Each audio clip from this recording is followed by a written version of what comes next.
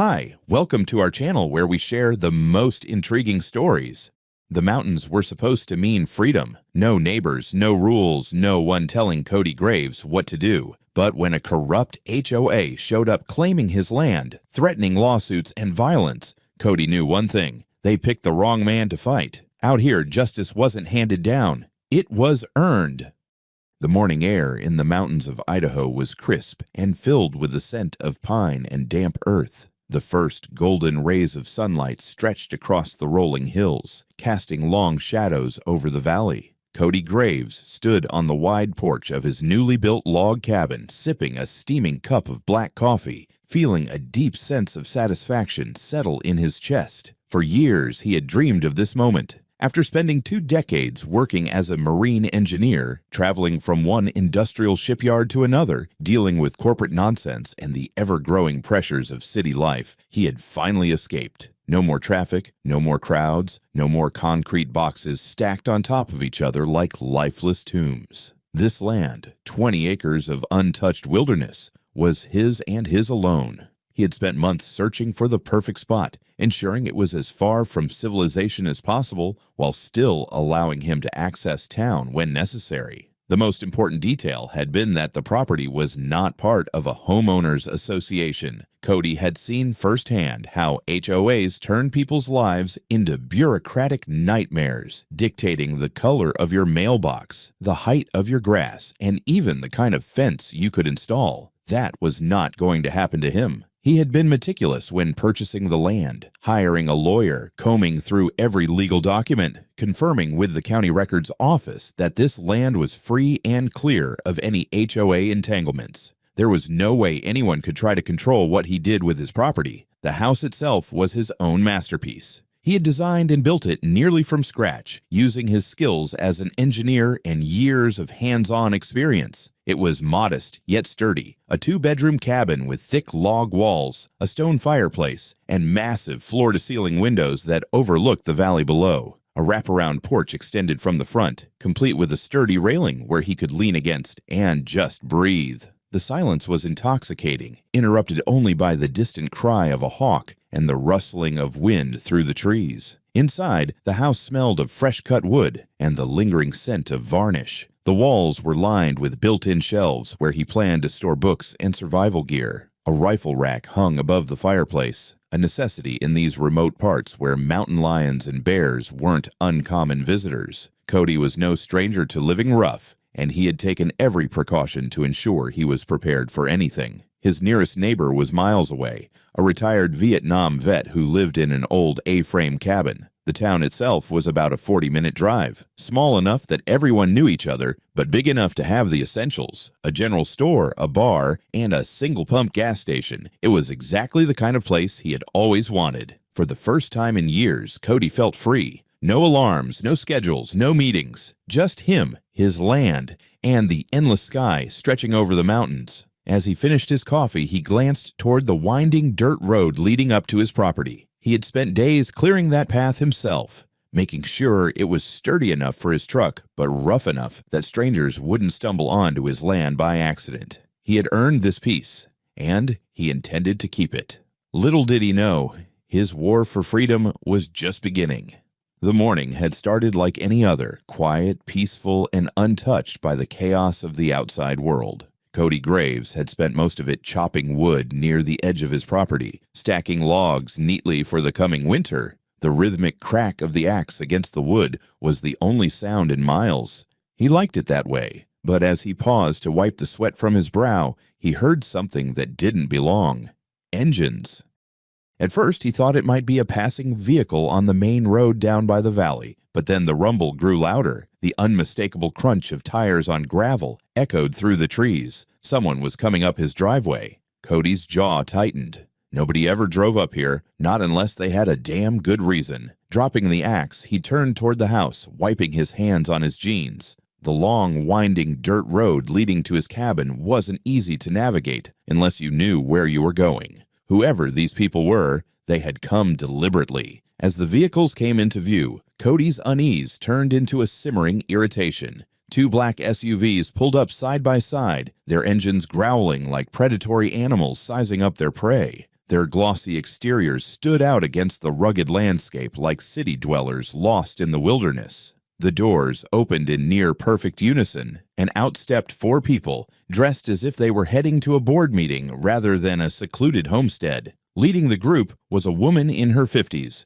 her short, platinum blonde hair cut in a severe bob. She wore a tailored suit, pristine and completely impractical for the terrain. Her expression was one of casual authority, the kind of confidence that came from years of pushing people around and getting away with it. Beside her stood a tall, rail-thin man in an expensive suit, a younger woman holding a thick binder, and another stocky man who looked more like a bodyguard than a legal representative. Cody stepped forward, keeping his stance relaxed but firm. He had no idea who these people were, but he already didn't like them. The woman smiled, a fake, well-rehearsed smile. "Good morning, Mr. Graves," she said in a tone so condescending it made his teeth itch. "I'm Mary Jo Larkin, president of the Clear Ridge Homeowners Association. These are my associates. We're here to discuss your property's recent inclusion into our community." Cody blinked, then let out a short, humorless laugh. "My what?" Mary Jo's smile didn't falter. "Your land is now part of our HOA jurisdiction. The board recently voted to expand the boundaries, and your property falls within our oversight." Cody's patience evaporated. "You can't just claim my land like a stray dog," he said, crossing his arms. "I bought this property specifically because it wasn't under an HOA. I checked thoroughly." "We understand that," the thin man with the binder interjected smoothly. "But our expansion was legally approved at the county level. You'll find all the relevant documents inside this packet." The young woman stepped forward, handing him a thick folder stuffed with paperwork. Cody took it, but didn't open it. Mary Jo continued, her voice dripping with corporate diplomacy. "Now, I know change can be difficult, but we at Clear Ridge HOA are here to help. With our guidance, we can ensure that your property meets our community standards.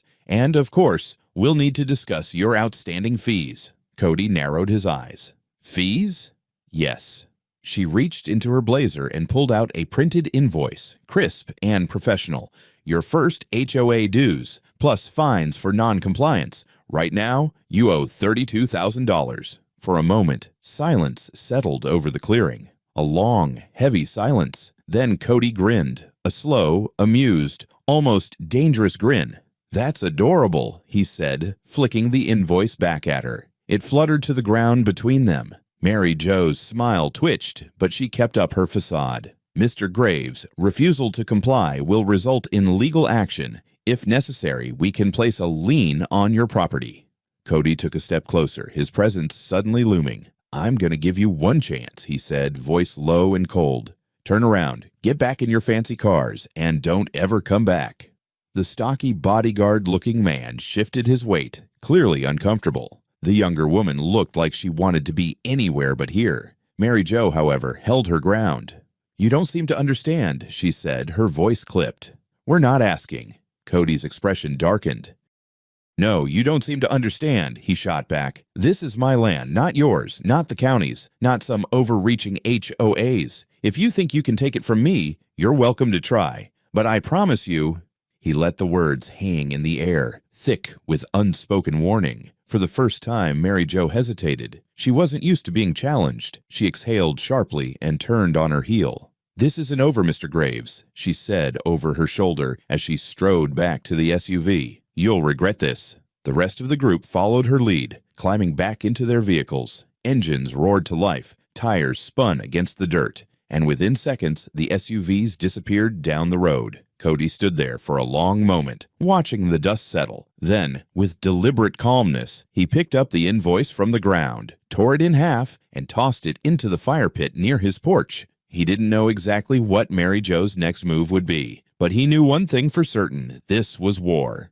Cody Graves had dealt with his fair share of bureaucratic nonsense in the past, but this was on another level. The moment those SUVs disappeared down the road, he knew this wasn't just some idle threat. People like Mary Jo Larkin didn't take no for an answer. They saw it as a challenge, and he had just thrown down the gauntlet. That night, he locked every door, checked his rifle, and sat on his porch with a bottle of whiskey, staring out into the darkness. The mountain air was cold, but his blood ran hot with frustration. How the hell did these people think they could just claim his land? How many others had they already squeezed dry before they reached him? He wouldn't go down that easy. The next morning, Cody made a trip to town. He needed answers.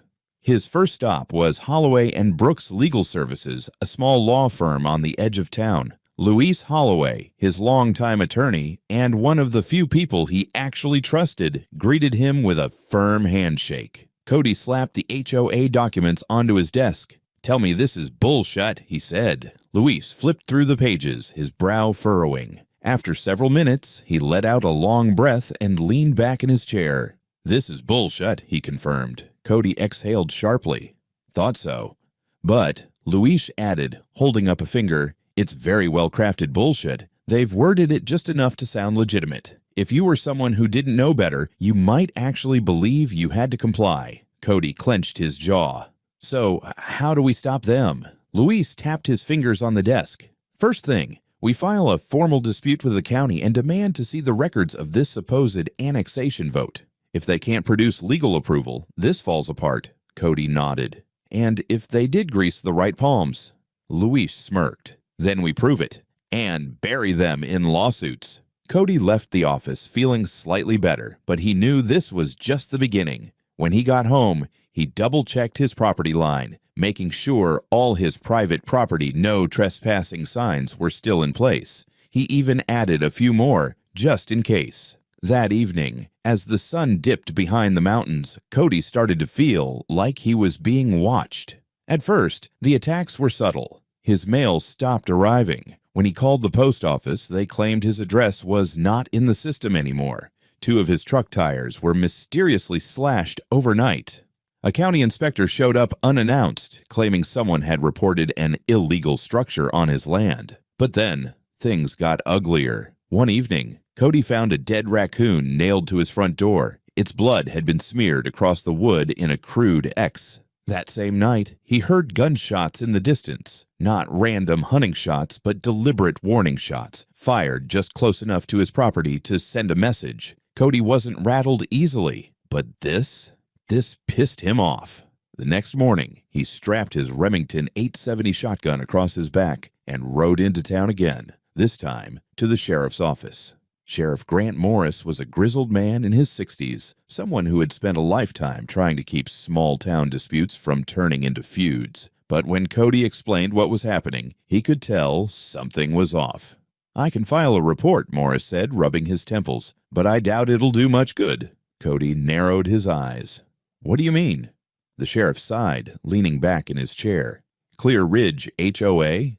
They've got friends in the county office. Judges, council members. They own half the damn board. If I were you—" He hesitated. "I'd be careful how you handle this." Cody gritted his teeth. "So you're saying they can do whatever they want?" Morris held up a hand. "I didn't say that, but they think they can.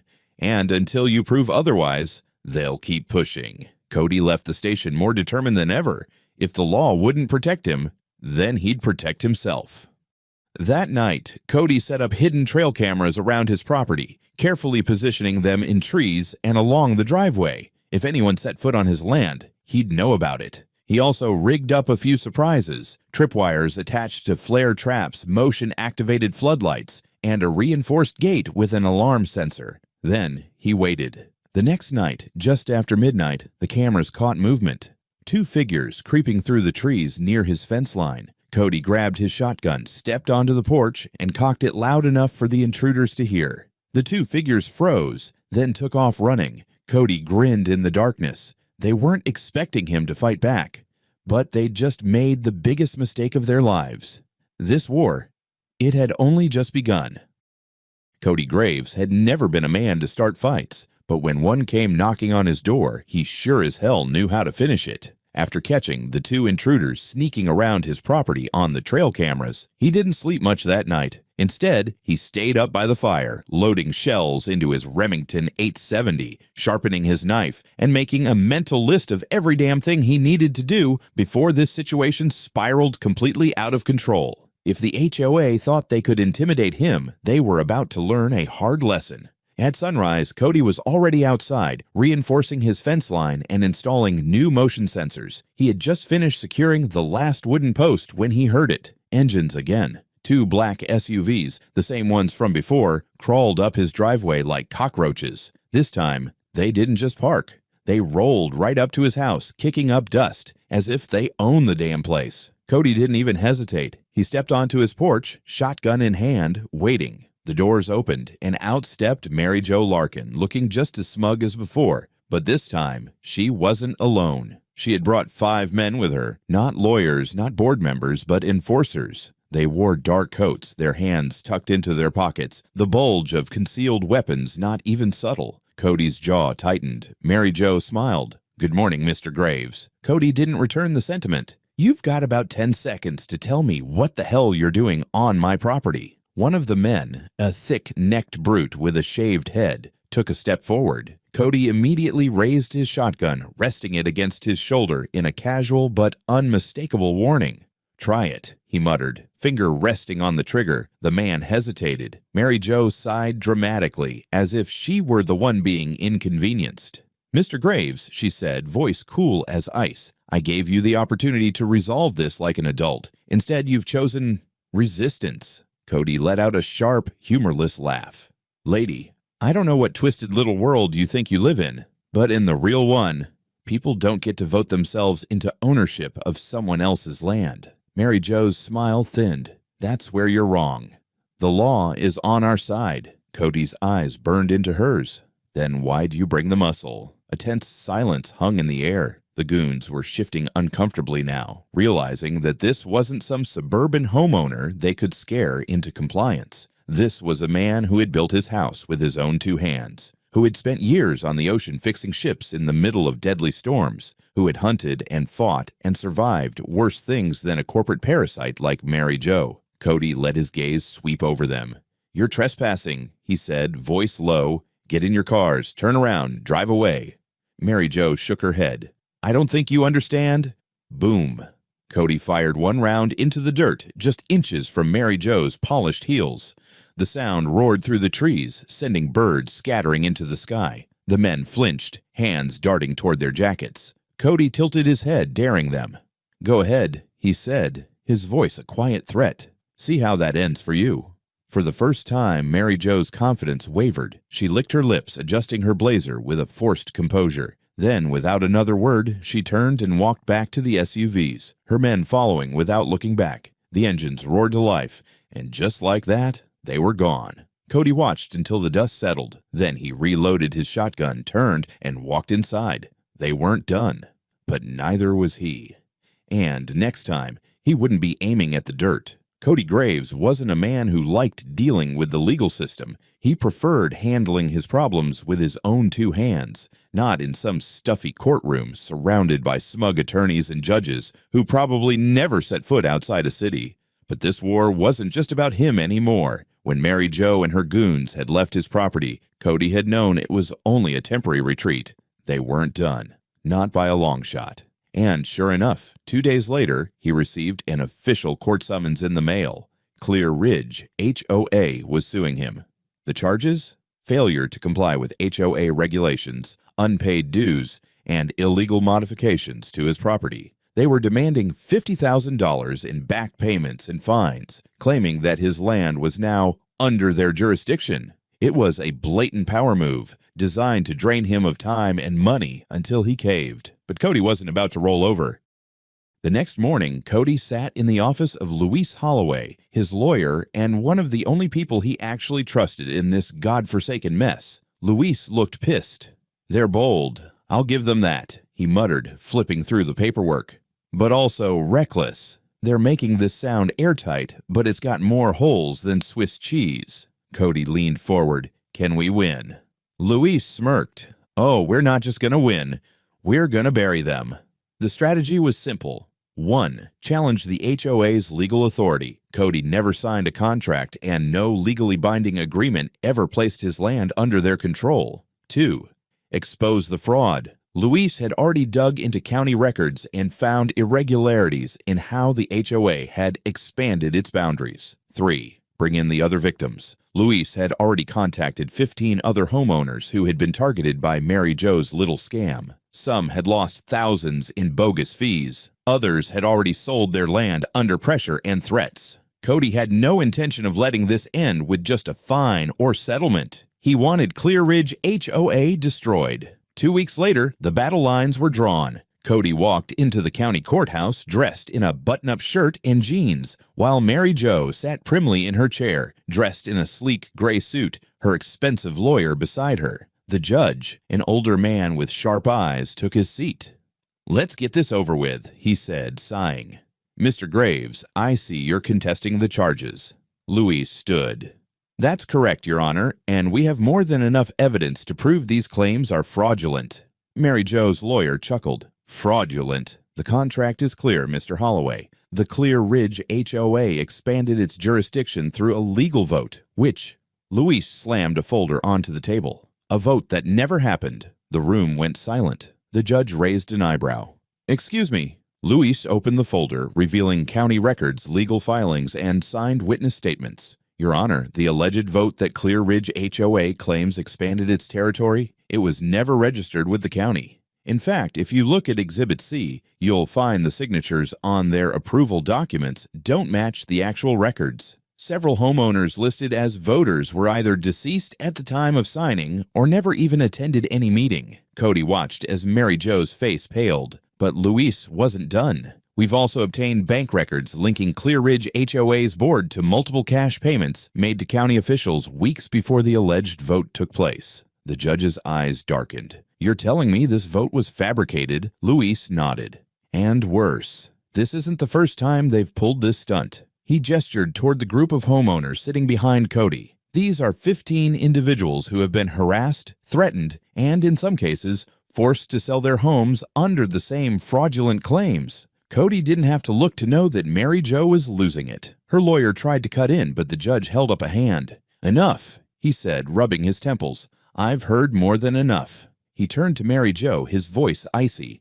"This court does not take kindly to fraudulent land grabs. Not only is this lawsuit dismissed with prejudice, but I am ordering a full investigation into Clear Ridge HOA's activities." Mary Jo stood up abruptly. "Your Honor, Sit down." She sat. The judge exhaled and looked at Luis. "Mr. Holloway, do you intend to file counterclaims?" Luis grinned. "Absolutely." The next few weeks were a whirlwind of destruction, for Mary Jo at least. The county investigation confirmed everything: fraud, document forgery, and illegal land acquisition. Several board members resigned overnight, trying to distance themselves from the sinking ship. Mary Jo was arrested on charges of fraud and racketeering, along with 2 of her closest allies. As for the homeowners, every single fraudulent lien, fine, and fee was wiped clean. Some of them even received financial restitution from the court. And Clear Ridge HOA dissolved, completely and permanently. A month after the trial, Cody sat on his porch, watching the sun set over the mountains. His land was safe. His home was his own again. And Mary Jo. She was rotting in a jail cell with a 10-year sentence hanging over her head. Cody took a slow sip of his beer, feeling true peace for the first time in months. The war was over, and he had won. The war was over, and Cody Graves had won. For the first time in months, his land was truly his again. No threats, no court summons, no sleepless nights waiting for the next dirty trick. Clear Ridge HOA was dead, its leadership either in prison or hiding, and no one would ever try to claim his home again. Cody sat on his porch as the sun dipped behind the mountains, casting long golden shadows over the valley. The air was crisp, filled with the scent of pine and damp earth after last night's rain. He let out a slow breath, feeling something he hadn't felt in a long time: peace. A week after the trial, Luis called with the final update. Judge ruled on the last of the counterclaims. Not only is your land permanently exempt from any future HOA jurisdiction, but the county put new restrictions in place. No HOA in this area can ever expand without 100% owner approval. Cody smirked. Guess that means no more hostile takeovers. Luis chuckled. Damn right. Oh, and Mary Jo. Looks like she's getting 10 years minimum. Fraud, racketeering, conspiracy. You name it. Cody nodded, satisfied. Justice had been served. A few days later, Cody made the rare trip into town for supplies. At the local gas station, as he filled up his truck, he caught a glimpse of someone familiar, Mary Jo Larkin, standing near the convenience store, looking utterly defeated. Her once polished appearance was gone, her hair unkempt, her suit replaced by a plain sweatshirt and jeans. She looked like a woman who had lost everything. She turned and saw him. For a long moment, they just stared at each other. Then, with a hollow laugh, she shook her head. Guess you won. Cody took a slow sip of his coffee, then said, calm and firm, it was never about winning, Mary Jo. It was about what's right. She didn't argue. She just looked away, then walked off. Her shoulders slumped. Cody watched her go, then finished fueling his truck. Some people never learned.